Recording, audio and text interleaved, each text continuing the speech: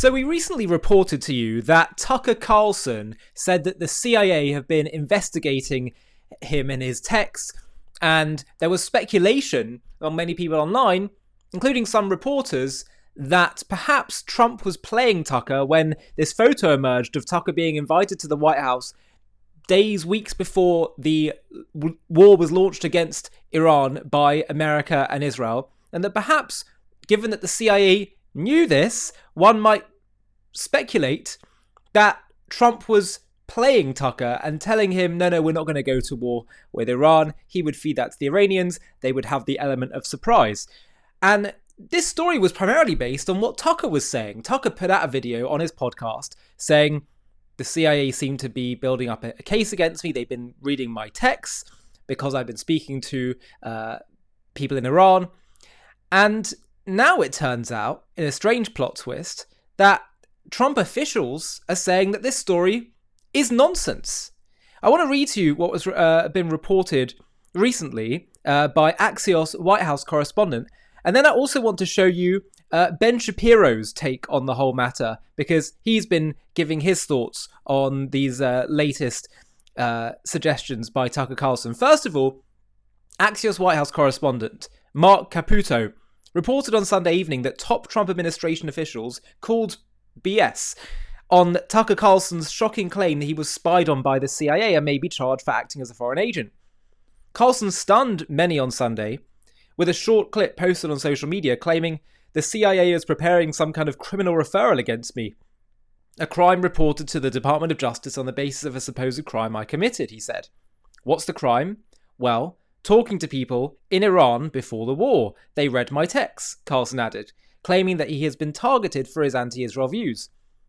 But Caputo poured cold water all over the story, however.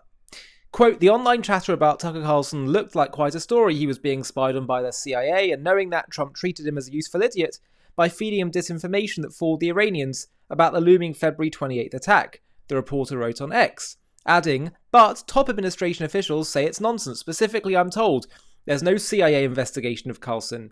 In his meeting, the two politely disagreed, and Trump held his position Iran was a threat and didn't mislead him. Said one source, Trump was not participating in an op. An addendum for folks saying that the CIA wouldn't investigate but would only refer to DOJ, or that the NSA or another intel agency made the reference. I checked that as well. Same answer. No. That said, DOJ and FBI is getting lots of citizen requests to investigate him regarding Farah. Carlson has a long history of spinning conspiracy theories, from suggesting the January 6th attack on the US Capitol was instigated by the government to embracing 9/11 trutherism. Carlson's online show remains one of the most listened to podcasts in the country.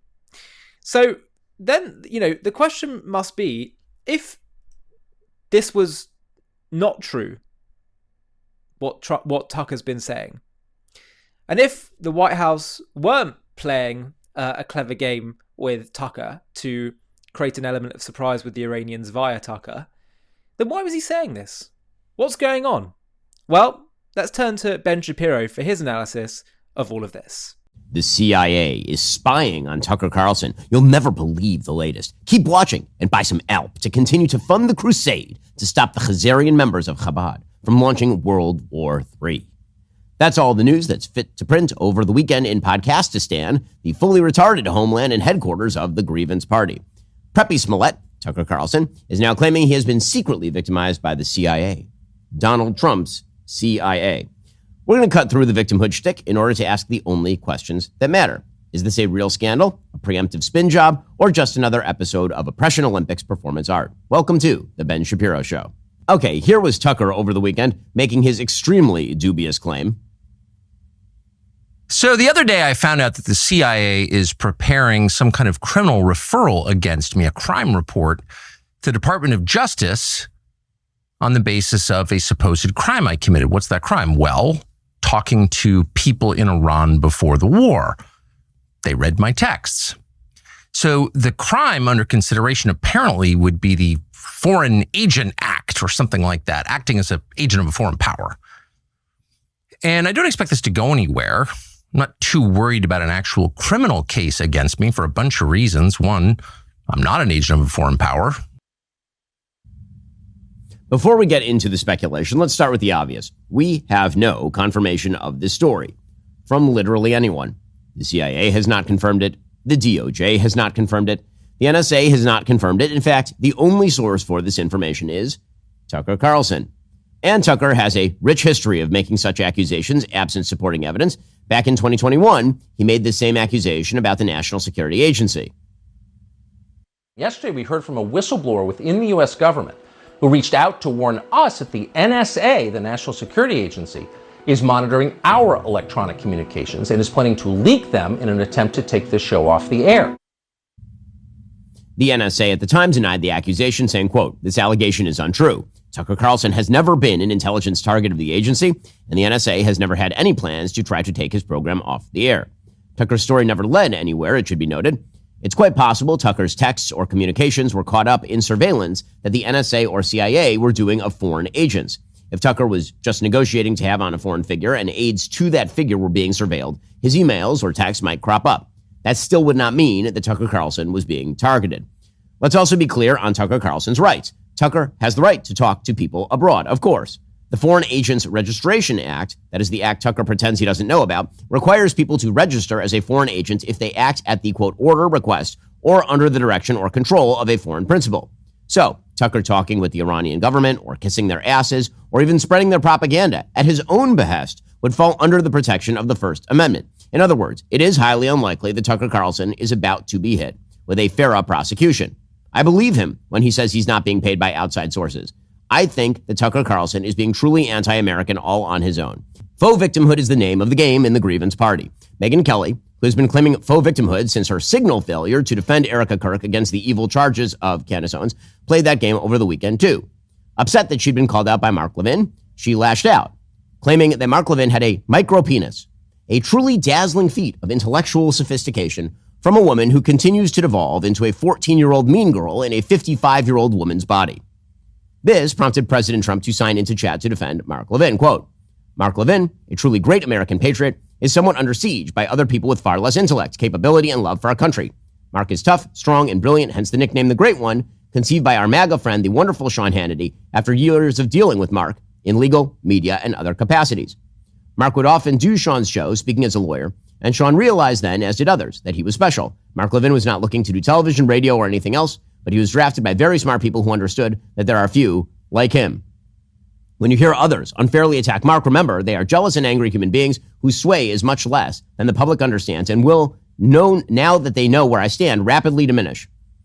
Other than for his wonderful wife and family, Mark Levin only cares and wants one thing: greatness and success for America. Those that speak ill of Mark will quickly fall by the wayside, as do people whose ideas, policies, and footings are not sound. They are not MAGA, I am, and MAGA includes not allowing Iran, a sick, demented, and violent terrorist regime, to have a nuclear weapon to blow up the United States of America, the Middle East, and ultimately the rest of the world.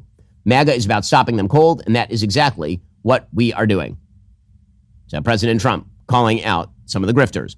So, what is the upshot of this Tucker Carlson claim likely to be? Well, probably the story just dies out in a couple of days, and then everyone just forgets about it. And then Tucker will continue on to his next bizarro conspiracy theory, all while maintaining that his opponents work for the interests of foreign powers.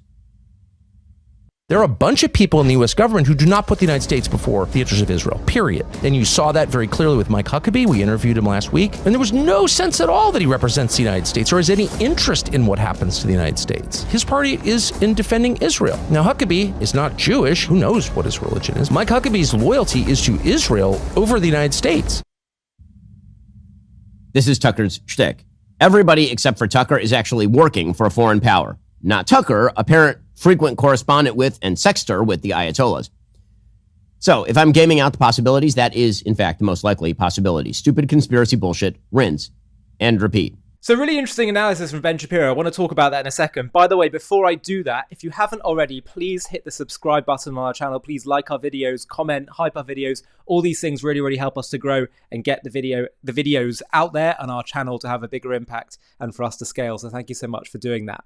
Now let's turn to what Ben Shapiro said. So I think what Ben alluded to halfway through that monologue, where he basically said that they're probably surveilling Iranian government and figures' text messages, and Tucker may have cropped up there. Maybe that's how this may have all unfolded.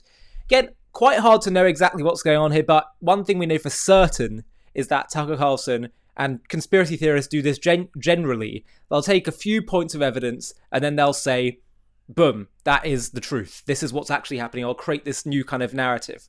I saw when I reported on this yesterday, when there was talk about maybe, Trump was playing Tucker and all of that, someone commented saying, Ollie, aren't you going into conspiracy theory land where you're starting to say that this is happening for sure without all evidence, using all these perhaps, maybes, it's possible. And I thought, well, no, actually, the contrary. When I don't know something as a fact, as I didn't in the previous video, I explicitly use the word maybe, perhaps, speculation. There's talk about this because it wasn't clear what's actually going on. And when something is a fact, I'll say it as a fact. And when something's speculation or it's a maybe, I'll put it out there as a maybe. Conspiracy theorists, on the other hand, do the opposite. They'll take a few spurious pieces of evidence and then build a whole picture that the evidence simply does not support.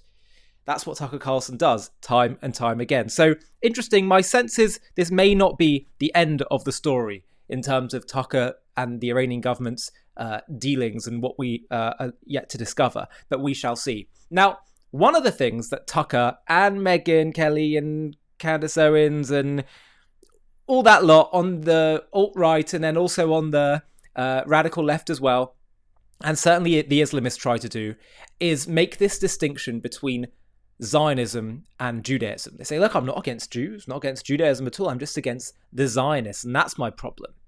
Well, we decided that it is high time that we bust this myth once and for all, that Zionism and Judaism have nothing to do with each other. They're completely separate. I have to tell you, I'm pretty proud of what I'm about to share with you. This is our new JTV Plus documentary called Zionism and Judaism, The False Separation. It may well be our most important one yet. Have a watch of the trailer for it, and you can watch the full thing right now, as well as accessing a whole new range of premium content by clicking the link below in the video description. I'm not against Judaism, I'm just against Zionism. It's not Jewish, it's Zionism. Judaism and Zionism are completely separate. Judaism is a faith, Israel is a state. You can be Jewish without being a Zionist. Zionism and Judaism is totally diametrically opposed. I'm sure you've heard this before, from protesters, from politicians, from even well-meaning people trying to navigate the Israel-Palestine debate. But I'm here to tell you that this separation is complete nonsense. It's a comfortable lie. The kind of lie that sounds intelligent but collapses the moment you actually open this book, the Torah, the Bible, and study Judaism on its own terms. In this JTV Plus documentary, we're going to tackle this myth head on. We'll actually look inside the Torah and see how in the very first book, Genesis, there's no mention of law or religion. It's all centered on the promise of a specific land to a specific nation. We'll trace how Judaism, not modern politics, but Judaism itself, is structured around one obsessive, relentless, undeniable claim: the land of Israel belongs to the Jews. We'll reveal why the building of a nation in the land of Israel is an indispensable part of the project of Judaism. Why Judaism is not a religion, it's the divine project of a nation in a land. We'll discover how the Torah preemptively answered the colonization accusation that wouldn't fully materialize for another 3,000 years. We'll explore why, if the land is so central, Jews had to spend thousands of years in global exile. We'll unpack what Zionism actually means, and how anti-Zionism doesn't just contradict Israeli policy, it contradicts the fundamental architecture of Judaism itself. For some people, this is going to be uncomfortable viewing, but by the end, we'll prove beyond any reasonable doubt that Judaism and Zionism are inseparable. To watch this JTV Plus documentary and access much more premium content, click on the link in the video description.